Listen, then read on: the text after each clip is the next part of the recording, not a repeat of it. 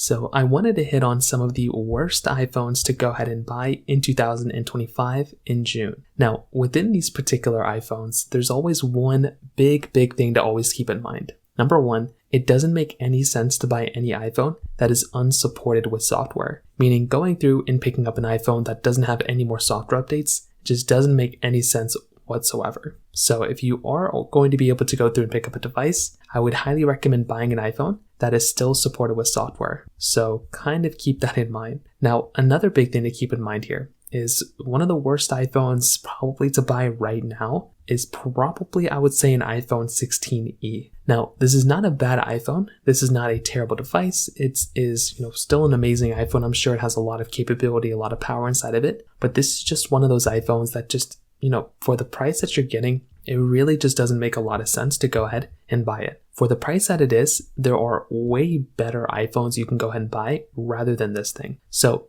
basically with this type of iPhone, in the used market, you can buy something like an iPhone 15 Pro. And an iPhone 15 Pro is going to be giving you a substantially better type of device rather than this one. So I do think from that situation alone, that right there is another very big thing to keep in mind, because you probably want to go ahead and buy an iPhone that is going to be giving you somewhat of a better type of capability. And this type of device just, it's a good phone, but it's not really going to be giving you, I would say, like a wow factor like an iPhone 15 Pro could end up giving you. So although it's not like the end of the world, it's not the biggest deal in the world, it is going to be one of those very big things to keep in mind there from that particular side. So in that particular situation, that's another one of those iPhones. Another iPhone that I would also probably kind of think about when it comes down to these types of things too, is if you're going to go through and pick up an iPhone, you probably want to also buy an iPhone that's not like such like a, interesting type of device, in terms of comparison. I think an iPhone 15 Plus and an iPhone 16 Plus, it just doesn't really make a lot of sense to go ahead and buy these iPhones either. The main reason why I wouldn't recommend buying these phones is because